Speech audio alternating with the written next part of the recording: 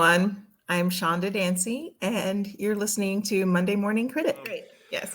So what part of Texas are you from? Houston. Very nice. So Yep. so how does a 12-year-old start composing, right? So is it like I'm wondering, like, is it a movie? Is it something you've seen? I mean, what is it? No, you just you do your version. Like, okay, so my first piece in middle school was concerto in A minor because I was super. I'm a violinist, so Right. and I loved Antonio Vivaldi, and one of my favorite pieces was his concerto in A minor. Right. So this was Chanda Dancy concerto in A minor that was clearly nowhere near as good as Vivaldi, but that's where it started. So, But so if you started that at 12, when did you start playing instruments?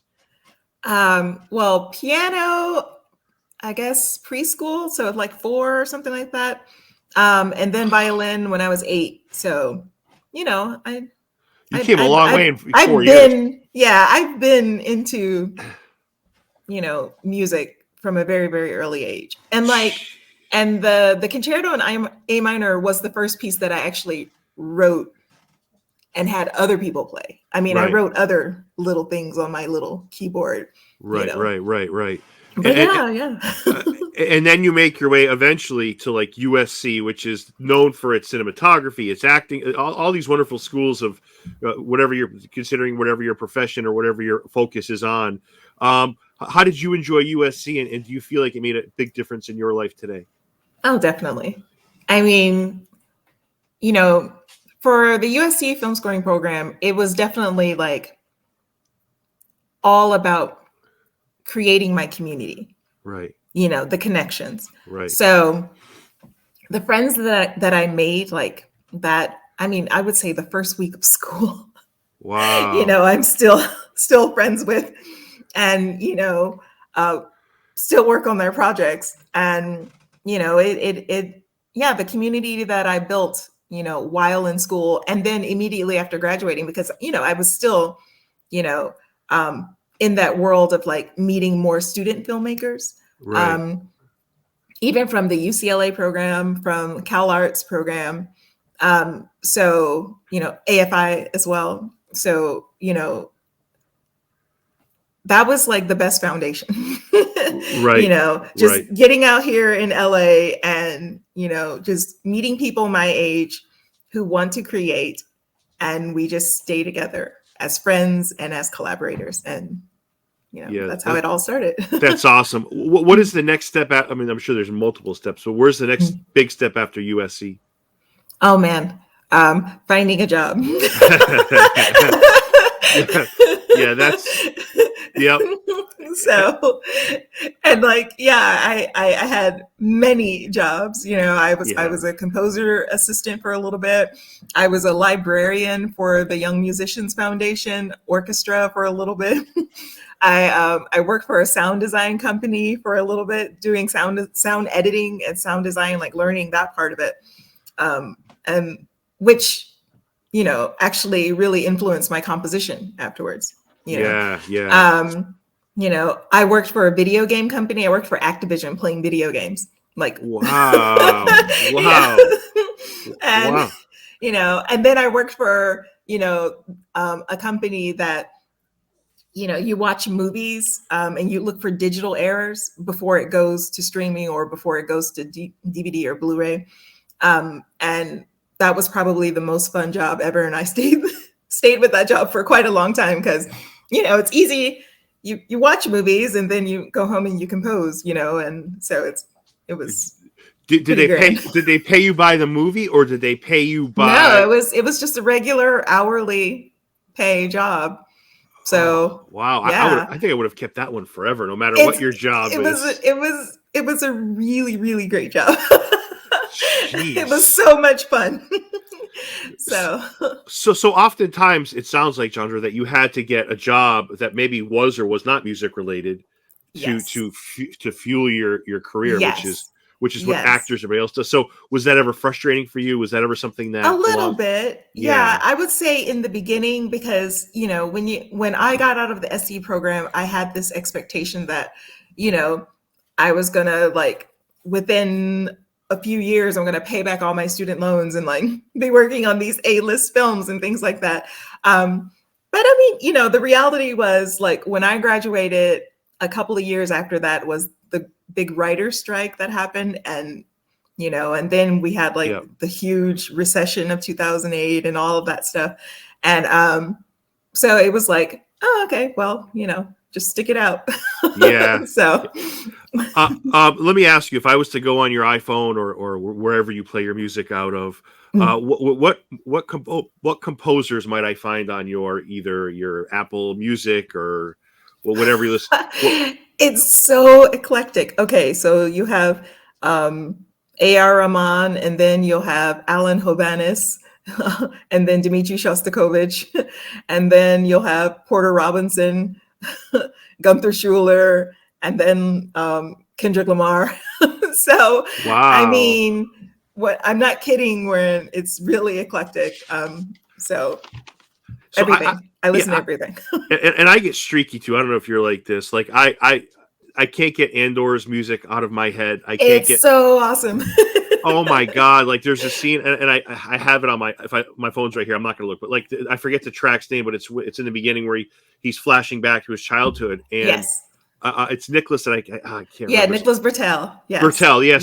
Yes. And I'm like, this is so emotional. Like I'm finding myself getting like weepy while I'm running in the woods by myself. Like it's like but it's like that with your score too and Top Gun Maverick. Like I feel like if you're a composer, if people are listening to your track long after they've left the movie, that's the goal, right? Because I mean, I'm listening to Devotion, I'm listening to Andor, I'm listening to Maverick, and I'm like, oh my God, this is giving me all the feels long after I've seen these projects. So do you have those moments too? For sure. And I would say that was the main reason why I gravitated towards film scoring. Yeah. You know, like, so in undergrad, I would say like my first 2 years of undergrad, like I was like deciding if I wanted to be an orchestral violinist, because violin was also my major. Right. So, you know, I was like, do I want to play with Houston Symphony or do I want to like, you know, compose, you know, for the classical concert stage? Right. And so I decided, you know, maybe I'll do both, you know, kind of thing. But then in the back of my head was always John Williams, score for E.T. and Close Encounters of the Third Kind and 7 Years in Tibet and Schindler's List and, you know, and then Gabriel Yared, you know, and just all of these, John Barry. And I was like, I wonder if I could do that. How do I do that? And so, you know, by the time junior year of undergrad, I decided, okay, let me try to like figure out how to do this. So I entered a few contests. I had my senior year, the dean of the School of Music at my school, Houston Baptist University, is where I went. Really small school. Yeah. You know, she was like, "How about we create a course, you know, for your senior thesis that's film scoring oriented. So you know, you direct a film, you score it, and then we'll present it for the school." And so that was my senior composition thesis. Wow. Was doing that. Yeah. So yeah, it was just, you know, it started there at Houston Baptist University, like trying to, you know, see if I can make a go of this. And yeah, clearly it worked out. So clearly it did. And I asked this of all my wonderfully talented film composers. I say it in different ways. I'll word it this way to you. Mm-hmm. If you could only listen to one for the rest of your life, are you taking Hans Zimmer or Thomas Newman? I could not answer this question, by the way. I could. If you asked me this question, I'd be like, I can't do it. See, it's tough. I gotta answer. Okay. I'm dying to hear it. It's Hans. It would be Hans forever. It's Hans. I need Lion King. Okay. Yeah. You know, I think like, I fell in love with that Lion King score. I think the Lion King score was my very first film score CD that I bought with my own money in high school. Wow. So, wow. Yeah. 90 that would have been 94. 94. Yeah. You know, we're almost the same age and you look 20 years younger. So I don't know what's going on. You know, it's the Zoom camera. Yeah. You know, it's amazing too, because I feel like people, when I ask composers about influences, or in your case, you just said Lion King, I feel like the same music is brought up a lot. Like Lion King is brought up a lot. It's I don't know if it's somebody, it's the way you can look into music and see music. I mean, I'm sure we see and hear music differently. Clearly, you come from a far more educated place when it comes to music than I do, in a talented place. But like, it's amazing how that works, Chanda, where like somebody can look at, you know, the Lion King, and other people are kind of gravitated to the same type of work. Yeah. You know. Yeah. It's the emotional impact. That's what we're all attracted to. You know. So let's hop into this wonderful movie, Devotion. You must be so proud, first of all. Congratulations. Super. Yeah, thank you. Yeah, the audience, and I always say they're cheesy for doing this, but after they do it, I start to weep up a little bit when the movie closes and they start giving it a round of applause. I always think that's like tacky when I hear it, and then when I'm there, I end up weeping. And I'm like, that is really not tacky. It's great. Yeah, that's amazing. Yeah, that is a great, when people appreciate music like that. So does this start with you sending J.D. Dillard a copy of Measure of a Man? I mean, it for the score for the scoring process. Yeah. Kind of, actually, yeah. So I read the script, and I was immediately inspired to write the theme for Measure of a Man. Right. And I sang it into my iPhone, you know, and then, wow. You know, I actually didn't send that to, let's back up. Let me remember. I actually didn't send the Measure of a Man cue to him first. I think the first cue that I sent to him were some other like experimental, okay. Themes. I was like, this is what I'm thinking about, kind of a theme, right. You know, Right. And really, yeah. I think Measure of a Man might have been like the second cue I gave him. I think the first cue I gave him was actually, that was fully mocked up, you know, right. That sounded real enough that he could get the idea. I think that was actually Sortie, the big battle scene. Gotcha. Because while they were shooting, I was getting, you know, the dailies and things like that, and there was a previs of that scene, the Sortie battle scene. So right.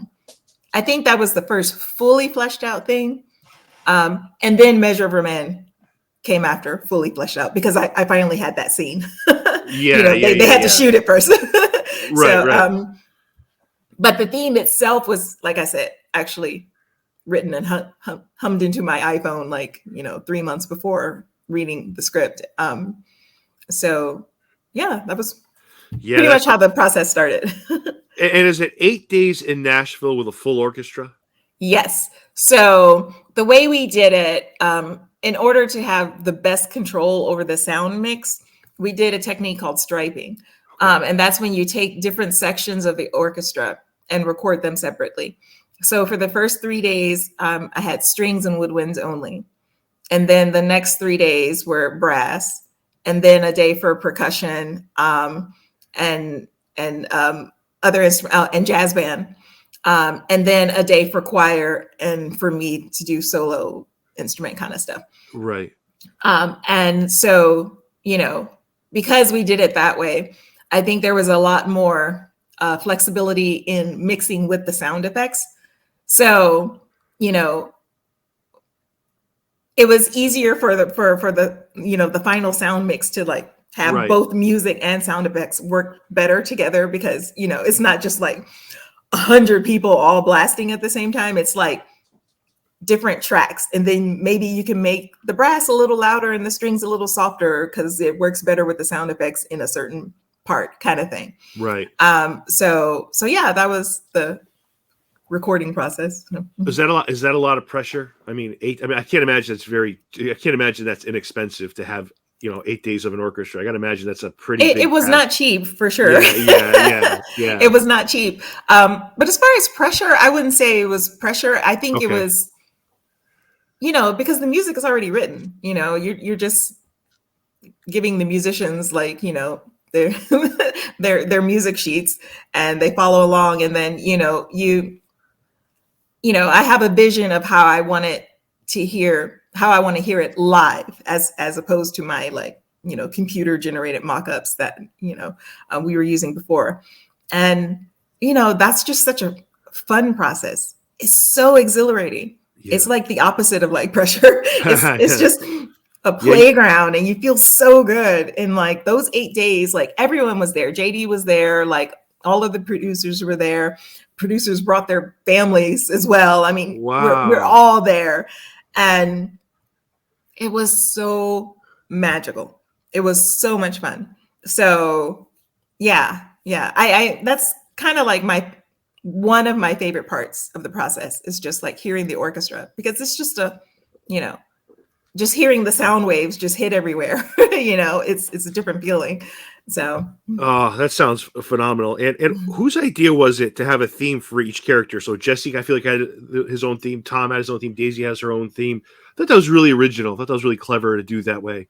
Well, that's kind of how they used to do it back in the day, in the golden age of Hollywood scoring, and it's character themes. I mean, John Williams is very much known for that, for his character themes, and so it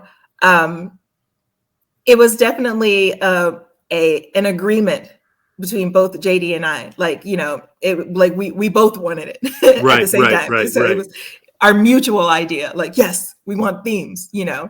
Is that similar, Sean, to like Indiana Jones has his own theme, Darth Vader has his own. Totally. Yeah, okay. Yeah, I like that. I like that. Yeah. And those things stick in your head and you remember them.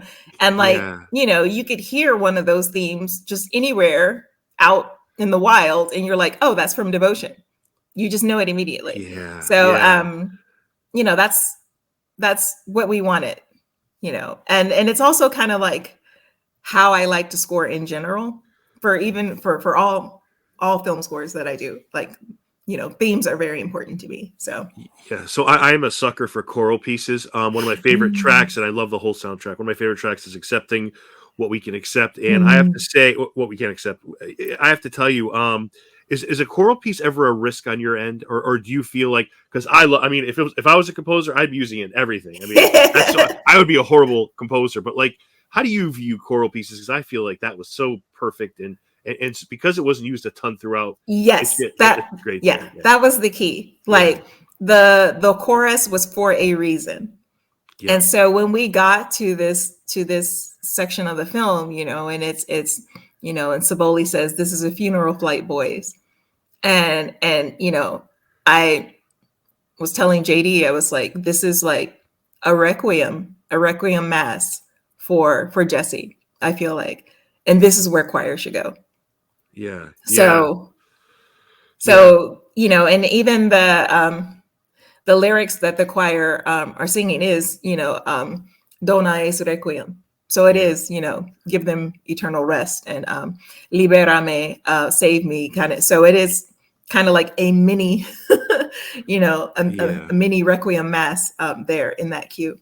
Yeah, it is beautiful. The whole score is beautiful. Let me ask you this: when I read Variety and they say this places you an awards contender, that's got to be the ultimate compliment for you, right? It's still crazy. It's surreal. I'm like, wow, okay. And I don't want to call it ironic, but I find it beautiful that this movie is about Jesse Brown, who is the first African-American aviator in the Navy. And I'm talking to a woman who could be a very good shot. I'm cheering. That could be that could be the first Black woman nominated for best score. That's feel good on so many levels. Like, I mean, I can't even begin to describe it. I'll call it ironic, but I feel like it deserves more of a beautiful word. I just think it's beautiful. I think it's wonderful, and I just think it's just so cool to see this unfold. It is amazing, and again, like I said, surreal. Like, there's no, I mean, you can't, you just can't predict life, can you? Huh? Yeah. It's. And I don't want to go too far go get too deep into this, but I do feel like I think it's a little strange. We're in 2022. We're talking about an African American or a Black woman or a woman of color has never been nominated for an Academy Award for Best Score. I think that's insanity on so many levels. Yeah. I mean, the opportunities just weren't there. Yeah. You know, I mean, let's be honest, like, people were not giving me hundreds of thousands of dollars to record an orchestra because I didn't look like someone who would write for a big orchestra. Right. I look like, you know, a singer. You know, I didn't even look like a violinist, even though, like, you know, I've always been like a classical orchestra nerd since small child, you know. I don't look like Hans or Beethoven or, you know, those guys. But, you know, things are clearly changing. Yes. You know, clearly. Yes. So I'm very happy, you know, to at least be able to be a part of, you know, this change, to witness it, to participate in it. So, you know, the gratitude is really the best thing that I can say that I have, you know. So. One of my favorite things is to hear you talk about how at home you felt with that orchestra, like how you felt. Like, to me, and to hear you saying this just now, like, I don't want to jinx it. Listen, I don't want to jinx it, but I listen to all scores. I listen to everything, TV. I listen to movie. I am good. I gotta say, I think you got a realistic shot, but I'm not gonna say anything. It's a beautiful score, and I just, you know, I think about all those kids that maybe don't see representation of themselves on screen. I just think it's a beautiful. I'm not trying to get hokey, I just think it's a really beautiful thing to see somebody that's representative of who you are. All those young musicians. Like, this is such a great story. This could be like I'm going to stop gushing. Okay, I'm going to. Hugs to you. You're so awesome. Thank you. Yeah. I have to say some wonderful performances here, and I have to say Jonathan Majors. Yes. I felt like he was fighting two wars, the racial war and the Korean War, and to see that unfold, like the mirror scene. Yes. I was not. I've never seen anything like that in a movie. Like, I was like first it's like getting hit in the head with a hammer, because then it's like, this is what he's gone through.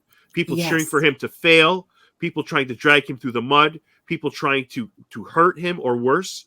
And then that scene really hits home, and your music just guides it along the way. It's just powerful stuff, Chanda. Powerful stuff. Thank you. I mean, that was clearly Jonathan Majors' performance is what, you know, led the score. You know, I mean, the whole film is just, there's just so much. There's so much pure, raw heart. There's love. There's, you know, and so when that's on screen, it's so easy to score that. Yeah. You know, because you feel it. You feel what everyone is feeling. So, you know, it just works out beautifully that way. So, and the idea that he kept, and I don't want to give away all the movie, but like he kept a book of every mean thing or insulting thing somebody said to him. I mean, it's when you see the final product on screen, are you, your music included, I'm talking the final cut. Yeah. Are you just blown away, or like even during scoring, like when you see a powerful scene, like, do you ever have to, like, can you get lost as a moviegoer versus as a film composer? Is there ever a time where you can lose yourself? So definitely once the finished product, I would say, in the final dub that we had in I think it was January, and that was the first time that I saw everything, you know, VFX, sound effects, everything, big giant screen, Dolby Atmos. And it's just like, wow. Yeah. Yeah. That's how I felt. Yeah. So, yeah. I mean, you know, I knew we had a good thing, seriously. Like, and I know there wasn't a dry eye and you know, in the dub stage. And, you know, we all worked on this film. That's We've right. all seen it a million times, and then to see it all together, and you're still like profoundly impacted. You're like, okay, Yes. this is good. And it's a beautiful story about friendship that doesn't insult your Yes. intelligence. Like it doesn't. Yes. Yeah, it takes the good with the bad. It's not like, hey, everything was really wonderful after I met you, and now it shows the highs and lows, which I think adds so much more realism to this movie, right? Yes. Well, I mean, it was real life. I mean, this is how it happened, Yep. according to Thomas Hudner and Jesse Brown's letters to Daisy, Yes. So, I mean, these were amazing, powerful, beautiful people that lived. Yeah. So, I hope that people understand that and can take, can be encouraged and to, be a better versions of themselves as well, Yeah. So, yeah. And there's times during this movie where like I probably shouldn't have been over emotional, like the lighthouse, any scene by the beach with the planes going. Like I was like listening to your music, watching what's unfolding. I'm like, Jesus, like I tell you, I'm glad I sit by myself when I go to the movies because I'd be embarrassed. I mean, I'm like sobbing in my popcorn. Like it's just so beautiful. Like some of these scenes are just shot so well, and the music used so well. The lighthouse in particular, just beautiful stuff. Thank you. And I love the fact that Glen Powell and they really make a good team. He and Jonathan make it legit. Like you believe that these guys are, and to hear that Glen was wearing the real Medal of Honor is like, I mean, this movie has layers. Like once you start digging, it becomes more beautiful. Yes. I mean, no punches were pulled. I mean, this is like, truly as much as we could do to truly honor these people. It was done. JD, Rachel and Molly, Trent and Thad, at Black Label Media, amazing people who, truly believed in this project. And, so, I mean, there's been screenings for our U.S. servicemen. They've unveiled, like in the I think it was the Navy Hall of Fame, unveiled a display to Tom and Jesse. So it's more than just a film. Yes, it really is like a part of our country's history, as well as a beautiful legacy between families that are still friends to this day. So it's like you said, layers of importance for this project. See, I want to ask you something about the film at the end, but I feel like it's such a huge spoiler. But I'm just gonna ask you. If people don't want to hear it, please stop it now. Then watch it. But they kept talking about going back to get his body. Do they have his body somewhere? So that was the one thing I was unclear. I don't want to Google it. I wanted to ask you. Yeah. So they have an idea of where he might be. I mean, they know where the crash site happened. Right. Like they're, but as far as recovering his actual remains, I don't think they have like 100%, as far as I know, a 100% idea of where he currently is. But, they need to be able to just get the access to be able to go to the crash site and start from there. So, that's a big hope that, we hope the film can bring awareness to possibly make that happen. That was the only part of the movie that I wished was Hollywood. I wished he got out of that plane, got into the helicopter with his buddy, and they just went off and spent their life being friends. That's the only part of the movie I wish was hokey. I wish was Hollywood. But I mean, but it's that's not how life works. And I'm glad I'm glad we saw authentic filmmaking here. That's the good thing. Speaking of authentic filmmaking, talk about J.D. Dillard. What you must have loved working with him and his attention to detail. Talk about what makes him great as a director. Trust. Yeah. So he fully trusts the people that he works with. They're like, as far as like for my point of view with the scoring, a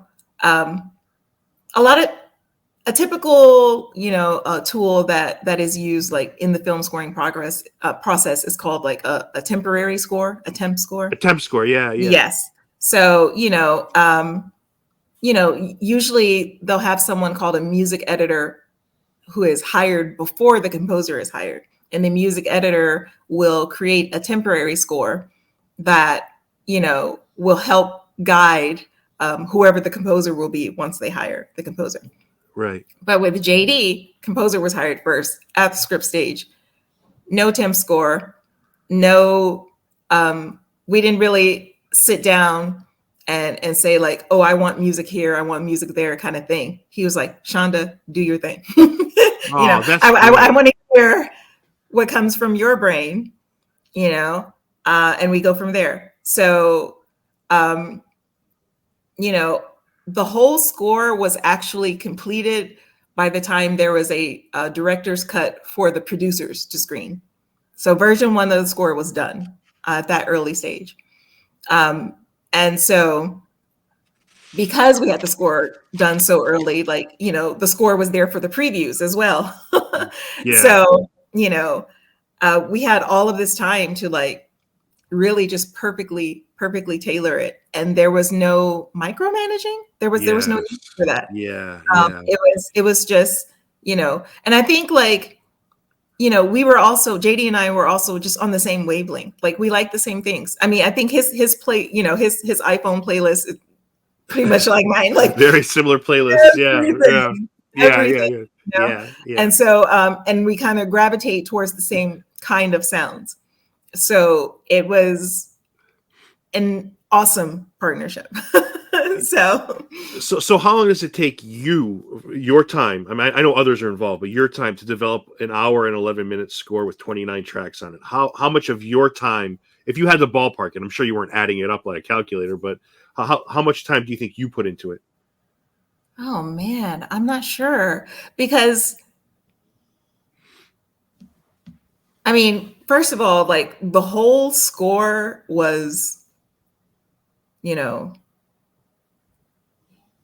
I would say like 99% of it was like completely mocked up in my computer. Yeah. Like by the time I sent it to the my orchestrators, so they can put the notes on the page for the musicians, sure. They probably added like some harp gliss or like a wind going kind of thing, extra little stuff like that. But for the most part, like that whole and the score actually used to be longer, so it was a little bit so it was more than the 70 something minutes that it turned out to be. But I don't know. I really can't even calculate. I can't even get a ballpark figure because like it was,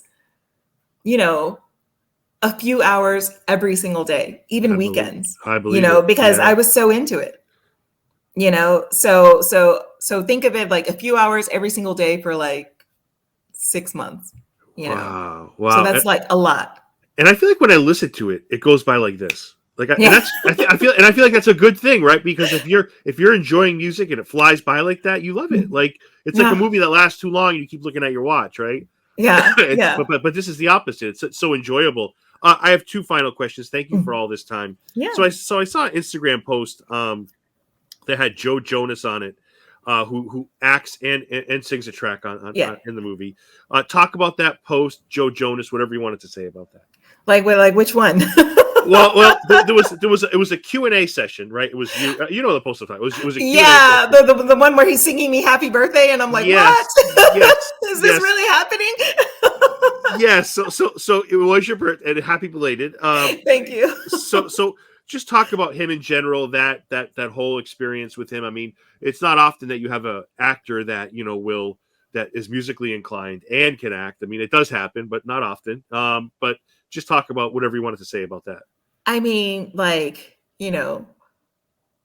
first of all, like, definitely was a Jonas Brothers fan. Yeah.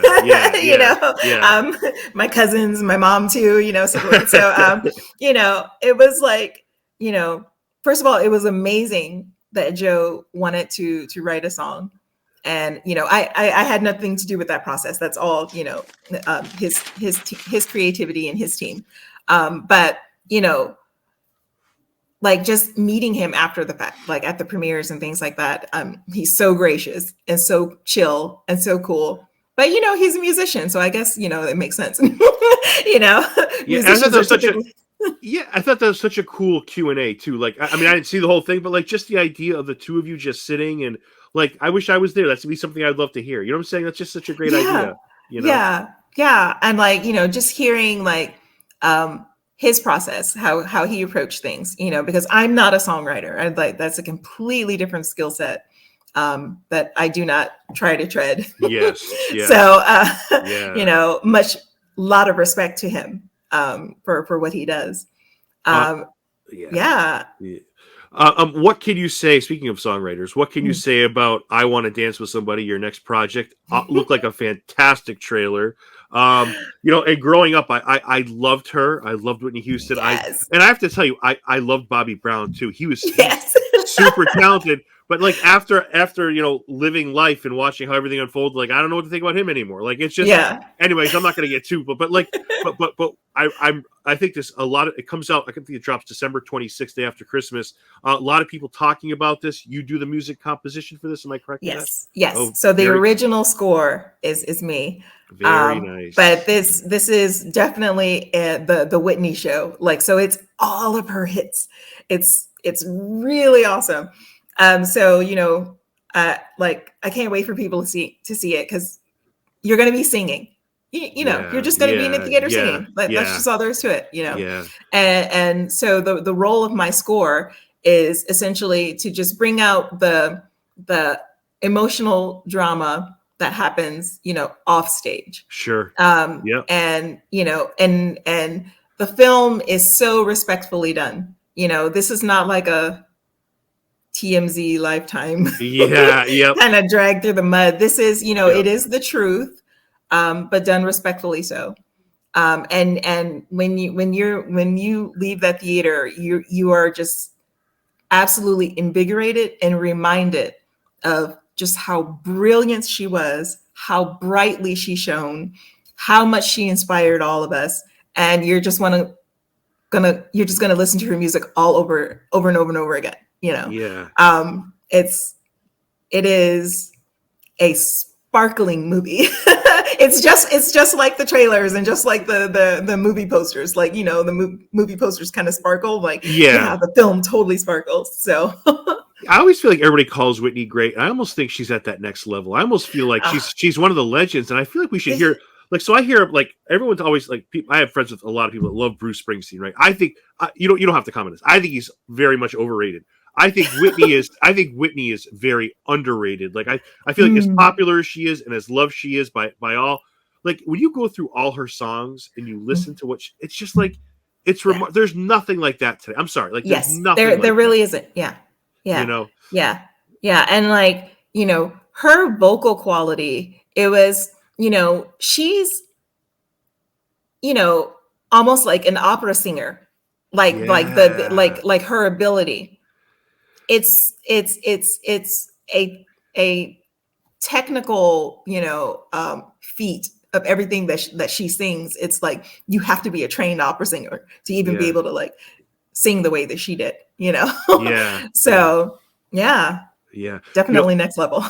It's amazing because you've gone through Devotion. That now you're hitting. I Want to Dance with Somebody, which is such a.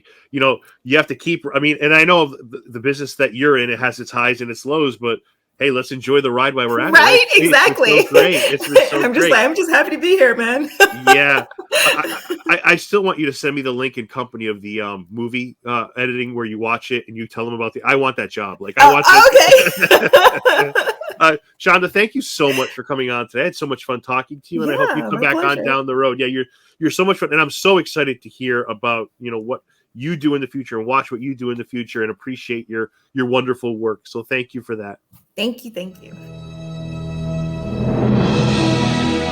Thank you for listening to Derek Thomas and Monday Morning Critic Podcast. If you enjoyed this episode, you can also connect with Monday Morning Critic on Instagram and Facebook, MDM Critic on Twitter, subscribe on Apple Podcasts or wherever podcasts are found. All episodes available, www.mmcpodcast.com.